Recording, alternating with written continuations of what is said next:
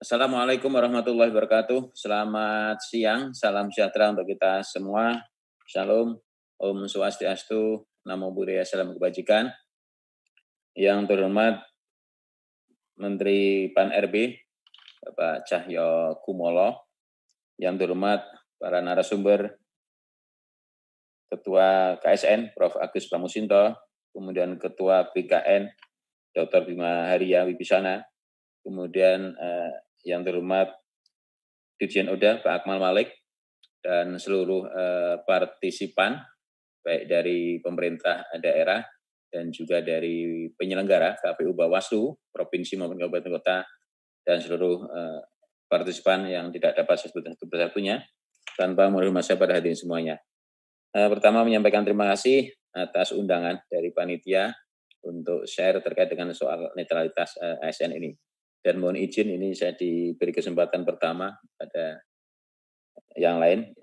Bapak yang hormati, bahwa pada azasnya netralitas ASN itu bahwa setiap ASN, setiap pegawai ASN tidak berpihak dari segala bentuk pengaruh manapun dan tidak memihak kepada kepentingan siapapun. Next ya. Saya kira ini adalah azas netralitas dalam penjelasan pasal 2 huruf F Undang-Undang 5 2014 tentang ASN. Saya kira ini yang harus dipegang oleh seluruh ASN, terutama menghadapi pilkada tahun 2020 ini. Lanjut, azas netralitas adalah bahwa setiap pegawai tidak berpihak dari segala bentuk pengaruh manapun dan tidak memihak kepada kepentingan manapun. Ini azas manajemen PNS. Kemudian kedudukan pegawai ASN ini adalah harus bebas dari pengaruh dan intervensi semua golongan dan partai politik. Salah satu tugas ASN adalah menjaga netralitas ASN. Jadi memang bahwa di pengalaman setiap pilkada sering ASN ini ditarik-tarik untuk kepentingan politik praktis bagi pasangan calon maupun partai politik. Tapi sekali lagi dari kedudukan pegawai ASN adalah sebagai pelayan publik, maka harus menjaga netralitas dalam setiap langkahnya. Next, pentingnya netralitas ASN karena bahwa fungsi ASN ini punya fungsi pelaksana kebijakan publik. Sehingga yang menyelenggarakan kebijakan publik adalah ASN, kemudian penyelenggara pelayanan publik yang melayani pelayanan publik adalah ASN, dan perekat dan pemersatu bangsa. Tadi sudah disinggung oleh yang terhormat Pak Cahyo Kumolo. Kemudian pegawai ASN ini juga diberi kewenangan mengelola keuangan dan aset negara, menggunakan fasilitas negara, serta membuat kebijakan yang berdampak pada masyarakat luas. Inilah saya kira yang menjadi daya tarik antara fungsi dan kewenangan yang besar.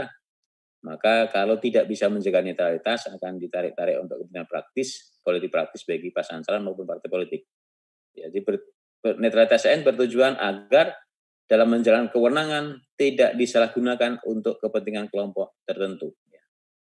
Tentu tanpa mengurangi pasangan calon yang lain adalah bahwa potensi yang menyalahgunakan kewenangan ini adalah manakala di daerah ini ada calon yang berasal dari petahana. Ini yang saya kira karena petahana ini punya akses untuk ke jajaran birokrasi di daerahnya.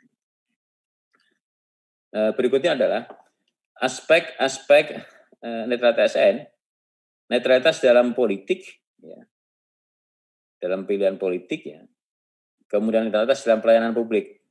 Jadi tidak berpihak kalau ini masyarakat yang daerah konstituennya A, kemudian dilayani dengan yang baik, kemudian yang ketika masyarakat di konstituen untuk pasangan calon yang lain, beda pelayanan. Jadi sekali lagi netralitas dalam pelayanan publik menjadi prinsip bagi ASN. Kemudian netralitas dalam membuat kebijakan dan manajemen ASN. Saya kira ini juga harus dalam membuat kebijakan maupun manajemennya harus netral. Berikutnya, kenapa ASN ini dilibatkan dalam kontestasi politik ya? Ada beberapa alasan ya, minimal ada 5. Ini karena pertama, tingkat pendidikan dan pengetahuan cukup memadai. Jadi ASN bisa menjadi tim penyusun program, dan bahkan materi kampanye. Ya, karena sudah mengetahui program-program daerah, ASN bisa juga menyajikan tim penyusun program maupun tim materi-materi kampanye bagi kandidat. Yang kedua adalah jaringan yang luas, tersebar di seluruh pelosok sampai desa di setiap kabupaten bervariasi jumlahnya. Ya, sampai desa, mulai dari namanya kepala sekolah, mungkin juga guru, dan pegawai ASN lainnya di sektor-sektor lain saya kira. Sehingga luas jaringannya bisa menjadi daya tarik untuk menarik pemilih yang lain. Ketika punya pengaruh yang kuat dalam keluarga, kelompok, dan masyarakat, karena terpandang dan terpercaya, figur pilihan ASN jadi referensi. Kalau kita melihat di daerah-daerah yang pedesaan, ASN itu menjadi figur. Jadi apa yang disampaikan banyak diikuti. Inilah yang saya kira punya daya tarik dalam kontestasi politik. Kemudian mempunyai fungsi strategi untuk menggerakkan anggaran keuangan negara melalui penyusunan program dan kegiatan. Saya kira ini bagi ASN yang punya jabatan struktural di lingkungannya. Kelima, akan mempermudah pelaksanaan kampanye melalui pemanfaatan fasilitas negara. Ya, karena punya akses tadi, akomodasi, transportasi, dan kewenangan, sehingga yang terjadi adalah penyalahgunaan fasilitas negara untuk kepentingan kandidat atau paslon tertentu. Berikutnya,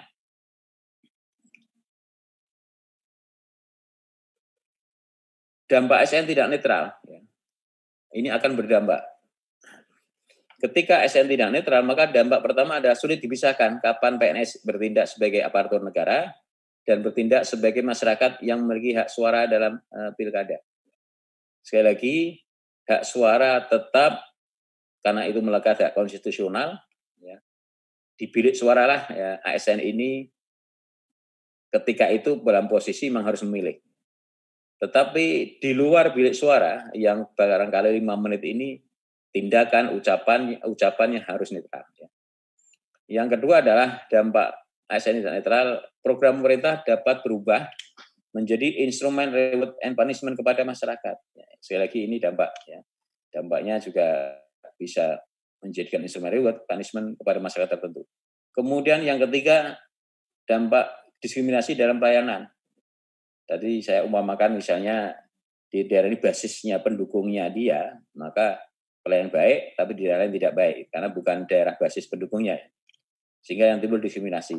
Yang keempat adalah timbul simbiosis mutualisme antara PNS dengan partai, sehingga pemerintah tak terkontrol. Saya kira ini yang bahaya juga. Dan yang kelima adalah timbul KKN, korupsi, kolusi, dan nepotisme. Saya kira ini yang harus menjadi perhatian. Ya, 2 indikator netralitas dalam politik. Tidak terlibat dalam arti tidak menjadi tim sukses calon kandidat pada masa kampanye atau menjadi peserta kampanye baik dengan menggunakan atribut partai atau atribut PNS. Tidak memihak, ya. Dalam arti tidak membantu dalam membuat keputusan dan atau tindakan yang menguntungkan salah satu pasangan calon, tidak mengadakan kegiatan yang mengarah kepada keberpihakan terhadap salah satu pasangan calon kepala daerah, wakil kepala daerah pada masa kampanye, meliputi pertemuan, ajakan, himbauan, seruan, atau pemberian barang kepada PNS dalam lingkup unit kerjanya, anggota keluarga, dan masyarakat, serta tidak membantu dalam menggunakan fasilitas negara yang terkait dengan jabatan dalam rangka pemenangan salah satu pasangan calon pada masa kampanye. Berikutnya, ketentuan netralitas ASN. Saya kira di undang-undang ASN juga ada, di undang-undang pilkada juga ada diatur. Misalnya bahwa calon gubernur, calon wakil gubernur, calon bupati, wakil bupati, wali kota, wakil wali kota harus menyatakan secara tertulis pengunduran diri sebagai pegawai negeri sipil sejak ditetapkan sebagai pasangan calon peserta pemilihan. Ini kalau ASN akan kemarin menjadi kandidat. Ya. Dalam kampanye pasangan calon dilarang melibatkan aparatur sipil negara, pejabat aparatur sipil negara, dilarang membuat keputusan dan atau tindakan yang menguntungkan atau merugikan salah satu pasangan calon. Ini ada ketentuan sanksi pidananya, dan bagi calon yang petahana bisa sanksi administratif sampai bisa kena sanksi diskualifikasi. Berikutnya adalah ancaman pidana bagi ASN.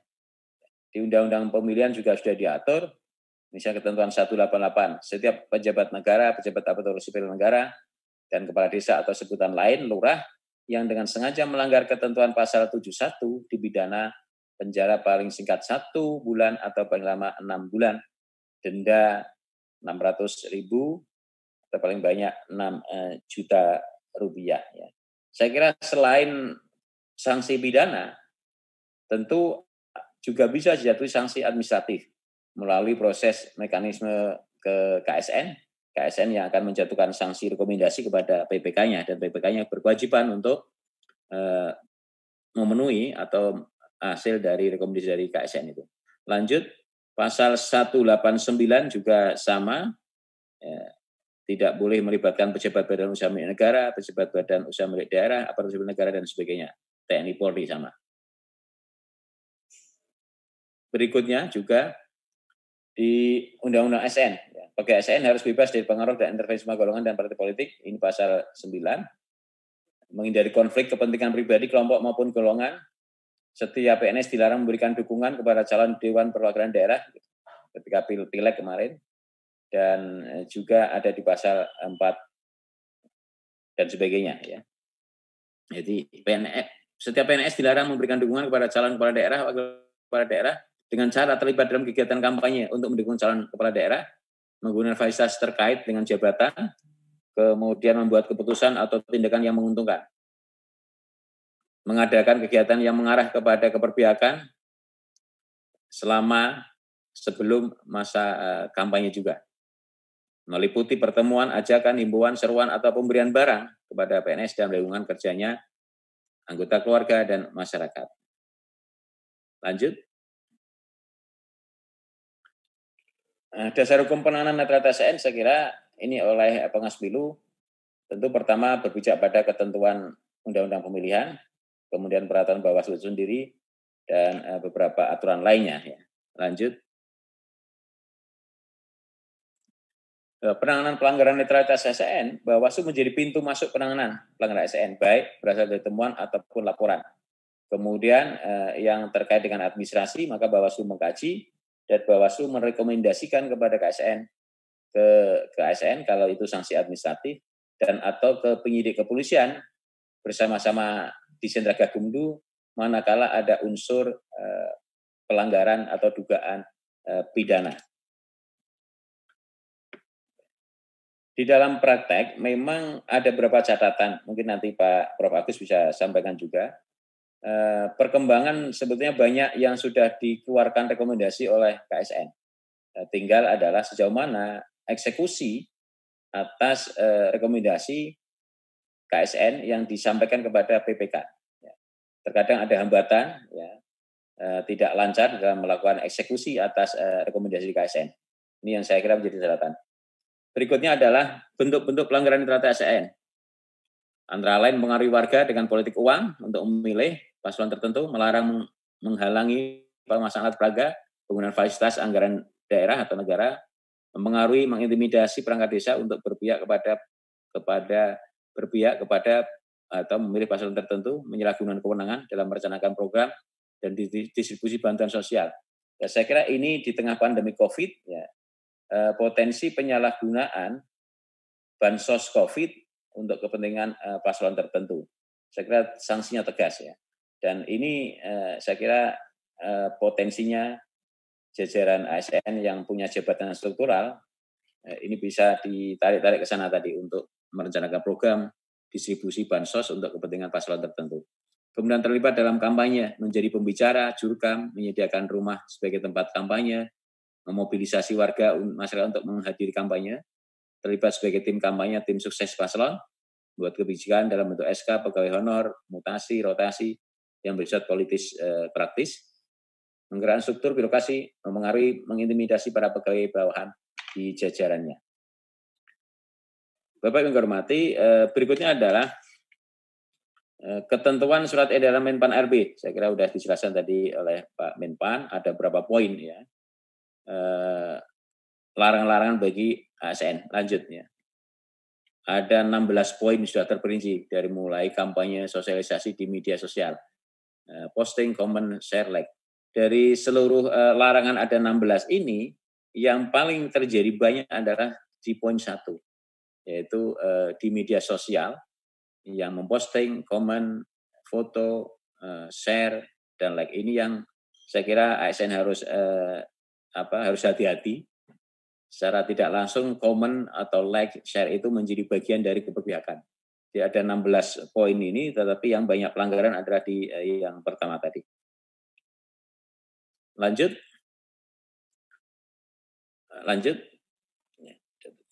Upaya Bawaslu terhadap pelanggaran netralitas ASN pada pemilihan gubernur, bupati, wali kota tahun 2020.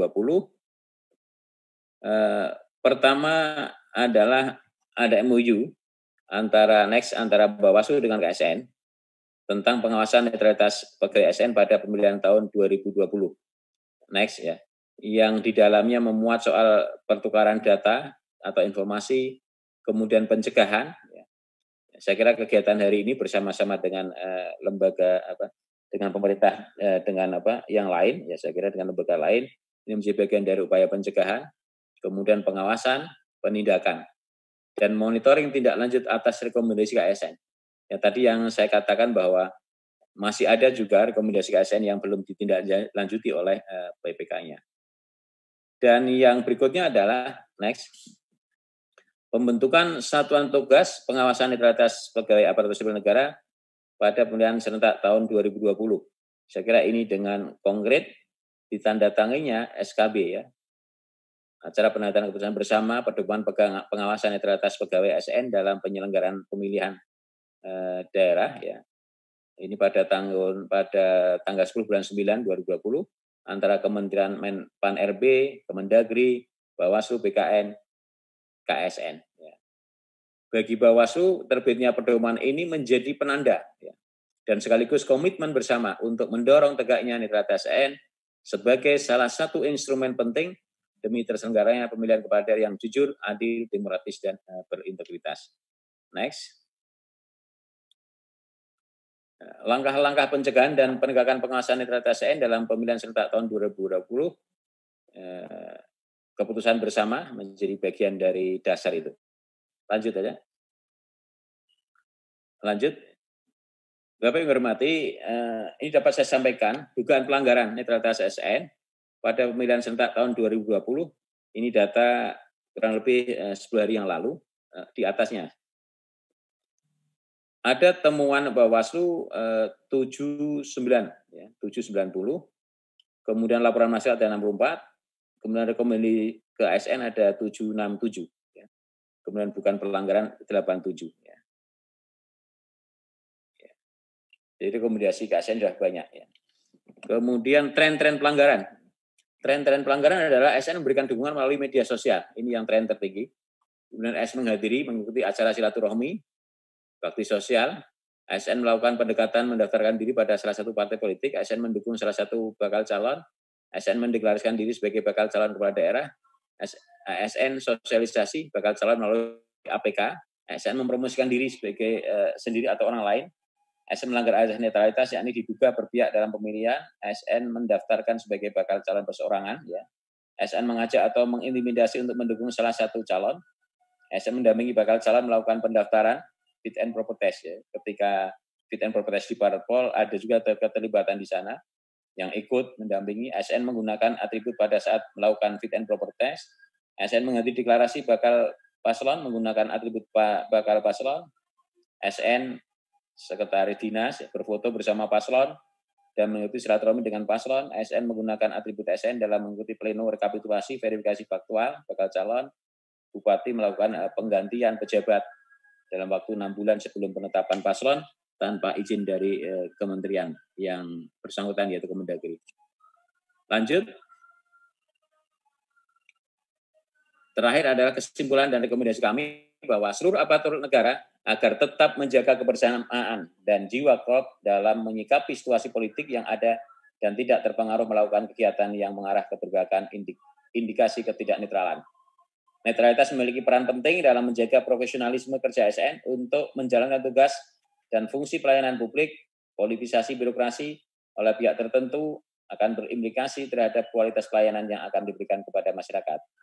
ASN tetaplah mempertahankan profesionalisme, akuntabilitas, responsibilitas, aksesibilitas, serta integritas birokrasi untuk tidak terpengaruh pada kepentingan politik penguasa, utamakan pelayanan prima kepada publik dengan sebaik-baiknya, biarkan suksesi kepemimpinan politik di masing-masing daerah berlangsung dengan sendirinya. Mari kita berkomitmen untuk bersama-sama mengawal netralitas ASN demi pilkada yang langsung, umum, bebas, rahasia, serta jujur dan adil. Demikian yang dapat saya sampaikan, Bapak Ibu semuanya. Mohon maaf bila ada kekurangan. Terima kasih.